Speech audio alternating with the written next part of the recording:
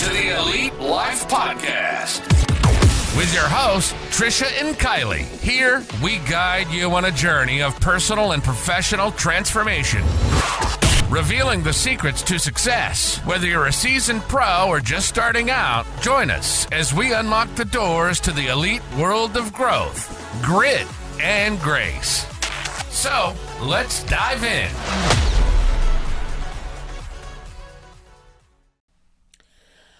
Welcome, friends, to another episode of the Elite Life Podcast. My name's Trish, and with me, as always, is the lovely, wonderful, fantastic, and amazing Kylee. What are you buttering me up for? I don't know. She's like, I'm going to need a favor later. We'll see. I like to just, keep them for a rainy Put that day. in your back pocket. You know I love you. Remember that day I said you were absolutely amazing?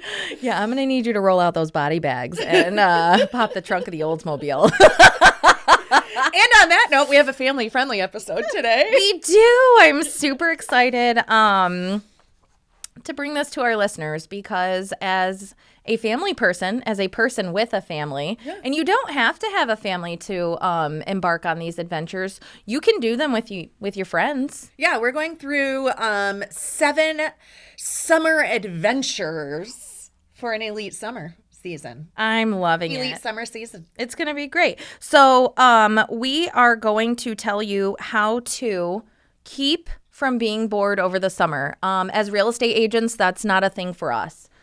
We don't get bored over the summer. No.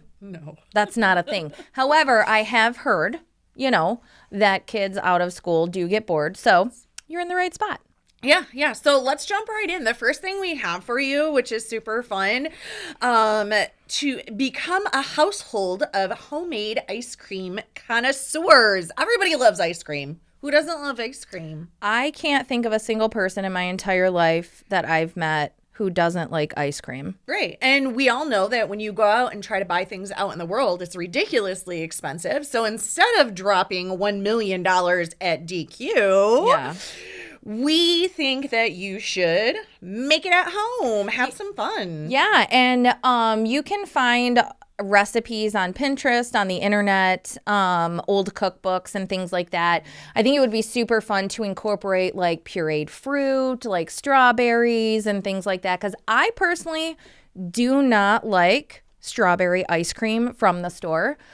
But when my mother-in-law turns our strawberries into strawberry jam, and then, oh my God, if I heat it up and I drizzle it over some vanilla ice cream, I will fall over dead after I'm done eating it. So there's that. And Trisha, we've got a recipe for you. You can throw your protein powder in there.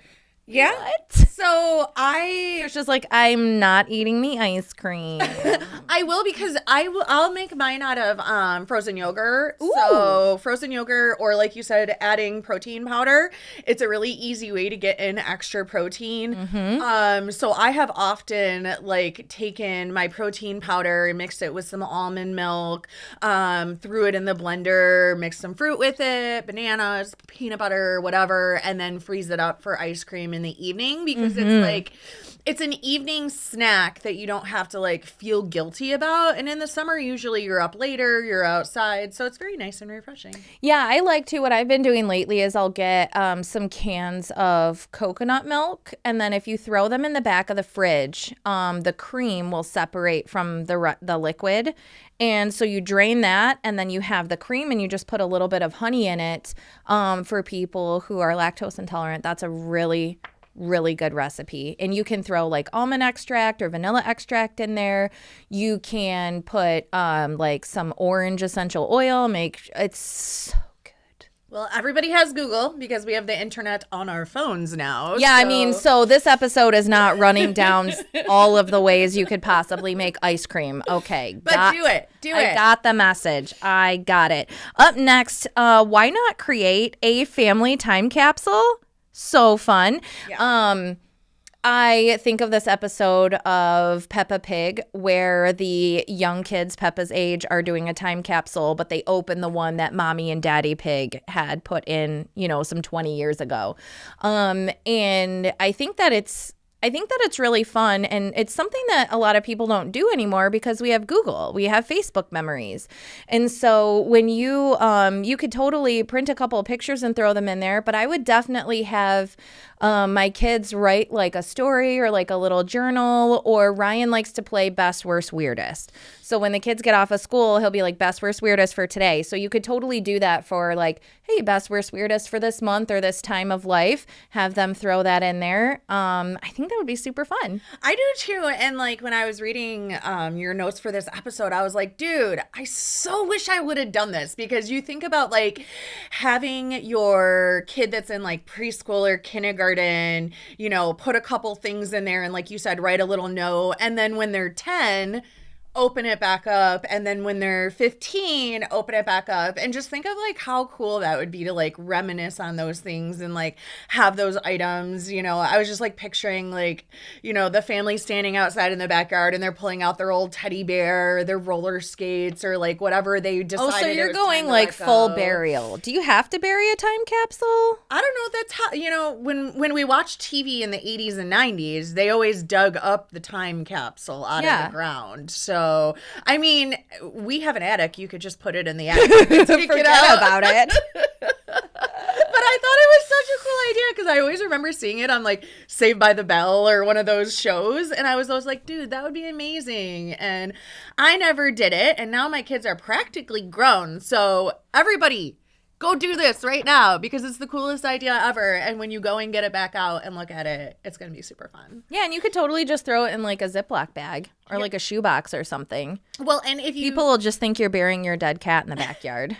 If you reopened it like every 3 to 5 years, like that's enough time where you probably forgot about what was in there, and then you're going back through, and then when the kids get older, like you're adding stuff too. Yeah, like if you open it every couple years, you put something new in. Yeah, that's what I was picturing. And then it's like a cool activity that you do every few years, and like kind of like a new family tradition. And if your kids are grown, like you probably have grandkids or, you know, friends, you could do a friends times capsule. Oh, that would be fun. Yeah, because you think about like doing that throughout the years. Like then when you're, you know, 70, 80 years old, you're looking at stuff from when you guys were in high school together. Do you remember when we took that trip out of town?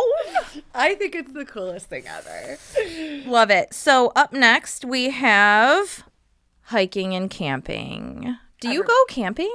So when the kids were younger, we camped every summer, and we usually camped like multiple times a summer. So I picture you, maybe not back then, because nobody had money for that, but I totally picture you like in an RV nowadays, like glamping. Yeah. I do not picture you like sweating it out in a tent, hunting for your food. When Trent was little, we tented. Me and Trent would tent all the time. My mom and Roy would tent. So we had a campground for our church. It was called Camp Killarney.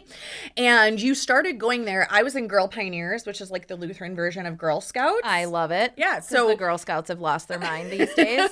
So we would go to Camp Killarney, and we would usually spend a weekend there with Girl Scouts, and we would learn like how to purify your water. And the boys would do archery. And I don't know, as girls, we probably sewed something or something, you know. Collected and painted rocks. Yeah, back in the day, we didn't get to do archery. There was no gender equality when we were going up. Doggone it. When Nikki was in Girl Pioneer, she did do archery. So I remember she had a bow and everything like that. She was like the first set of girls in the Lutheran Synod that could shoot a bow and play soccer.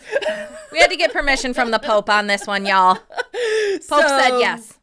So yes, we did tent camp. When me and Dave first got together, I was still tent camping because Angelina, as an infant, we had her in a tent. Trent was probably in kindergarten. Angelina and he slept outside.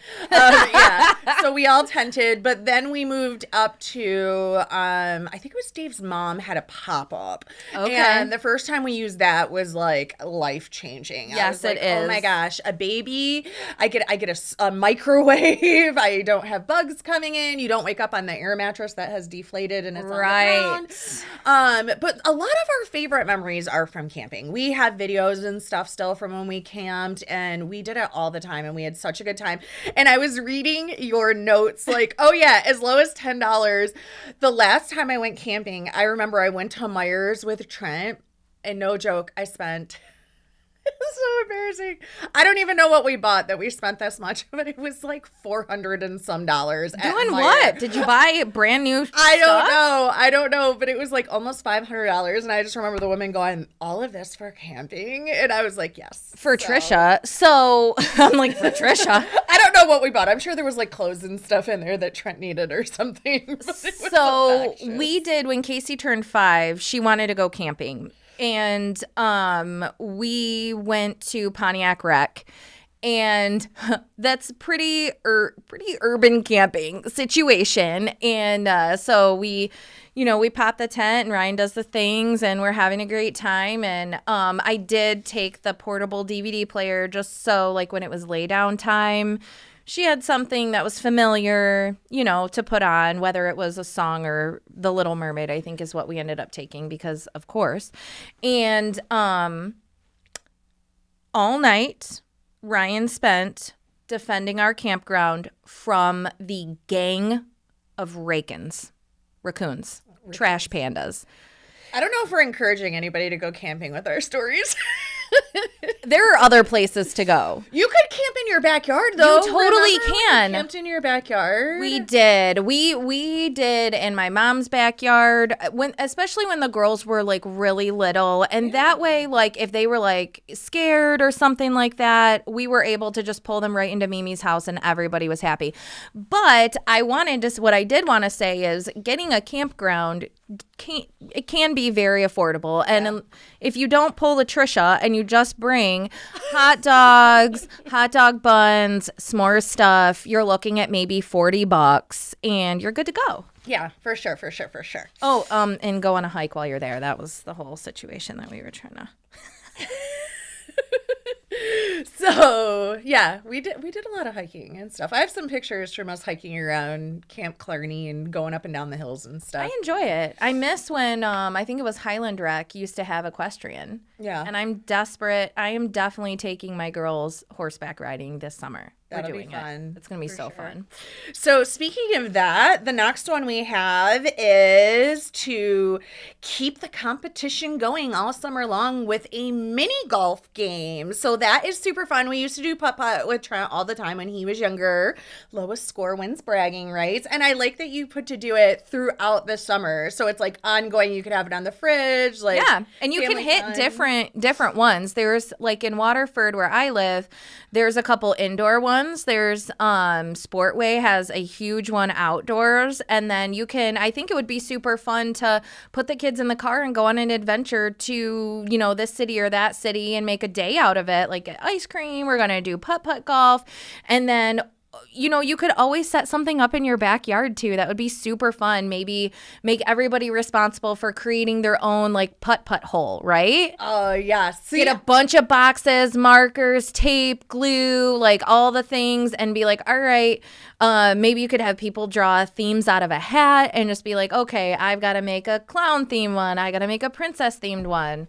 I think that would be super fun. It would keep your kids busy for a while. That's super creative. I love that. And kids love crafts. Like what they kid do. doesn't love crafts. If it's a boy, they probably want to make a pirate ship. We have the sand outside on the lake. We can make sand traps and water traps and yep. Yeah, and then there's always glitter. You could just make one out of glitter. Yeah. That's just glitter everywhere. That sounds messy. All right. Moving on, let's not forget the power of giving back. A really great thing that you can do as a family with friends is go do some volunteering, do some service, plan a day to, help those in need.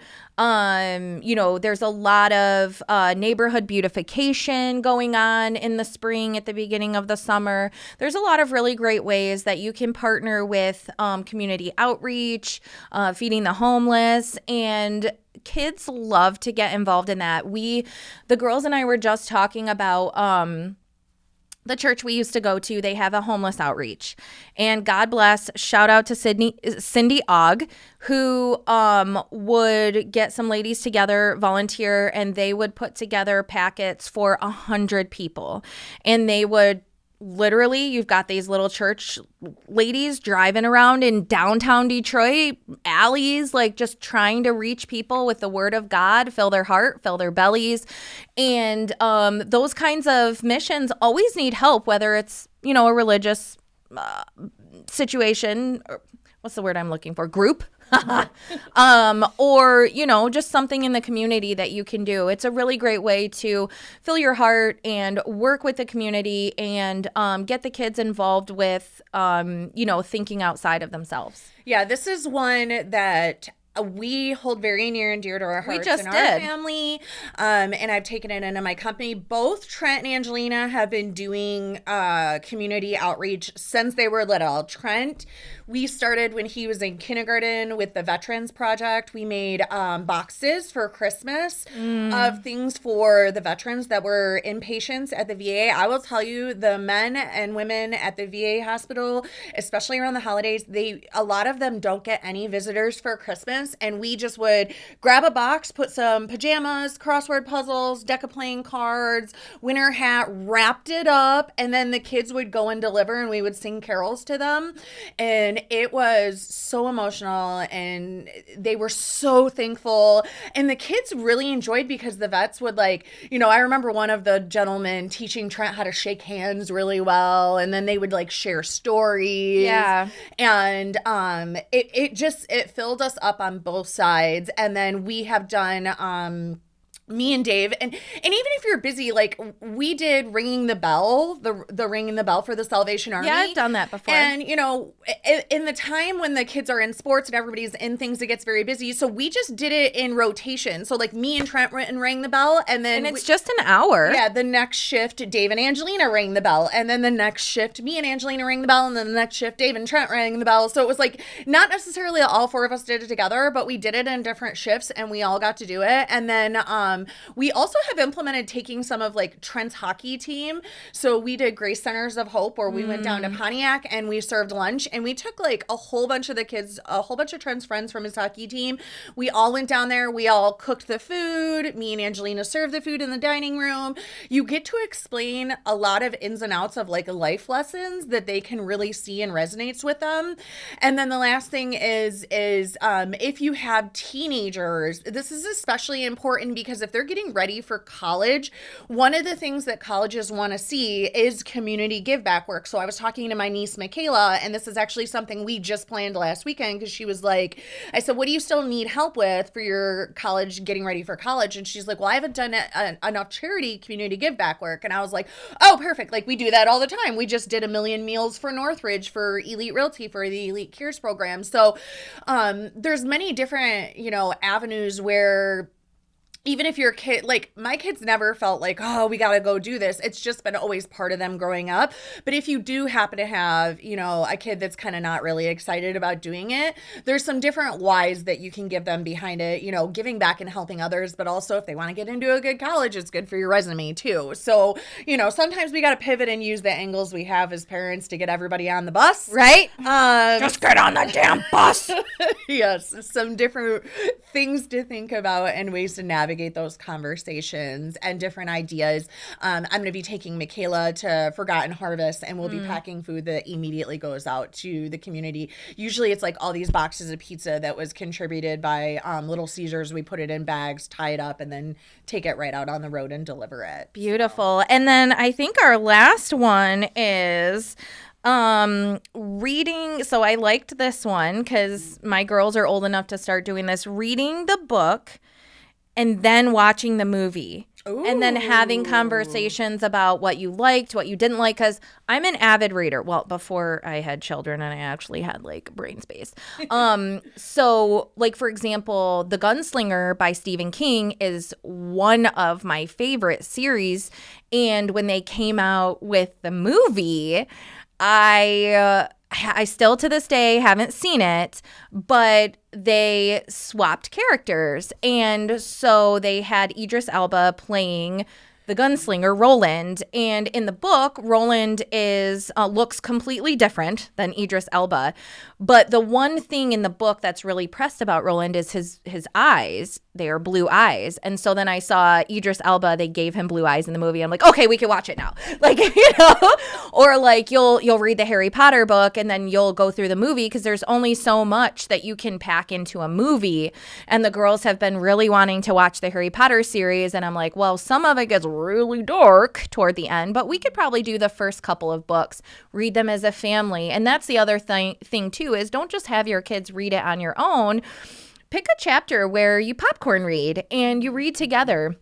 And you sit, you can be indoors, outdoors, on the road, not on the road. It's a really great way to bring the family together and just open up the conversation about media and, all this kinds of stuff. Well, and I think like you said in the beginning, like this doesn't have to just be for families too. When we were doing 75 Hard, me and Dave actually would sit together and read together. So he would read the first 5 pages of the personal development book out loud, and then I would read the second 5 pages, and then we discuss how we could implement those things in our lives or in our careers or in the different spaces that we were at. You guys did that with your Bible studies too, I remember. Yes. So even you don't have anybody else, just you and your friend or you and your significant other, like it's a really good way to spend time with somebody else. And then, like you said, go watch the movie. Like I know my dad and Angelina, they're doing a book called 5 Feet Apart. So they did it backwards though. They watched the movie and then they were always talking about it and always watching it. So I found it on Amazon, the book, and I bought it and I wrote inside of it for you and Grandpa Jay to read together. Aww. And then I called him and I was like, hey, just so you know. And so he's been coming over and like reading the book with her. And that's been a really cool thing. That's awesome. That's awesome. And if you don't have people living with you and you don't have family, there's no reason why you can't go find a local book club or one on Facebook. Like Facebook has eliminated like any excuse for people not to socialize. Like our church has a book club, and you can find book clubs locally. They meet at libraries and things like that. And a lot of times they will read the book and then watch the movie. Volunteer at a senior center, then you hit that give back and you get to do it. Well, my friends, that is a wrap. I hope you enjoyed this episode. I think we hit all 7. Yeah. We did. Perfect. We are not skipping a beat here. Make sure that wherever you're listening, you hit that subscribe button. If you like the show. Don't forget to share it. And come back next week because we drop fresh content every Thursday here on the Elite Life Podcast. Bye. Thank you for joining us today on the Elite Life Podcast with Trish and Kylee. Don't forget to share this episode with a friend so we can keep delivering you more fantastic insights on grit, grace, and growth. Stay connected with us on Instagram and Facebook, where we'll keep the ideas flowing to help you build a life you love and leave a legacy you can be proud of. Until next time.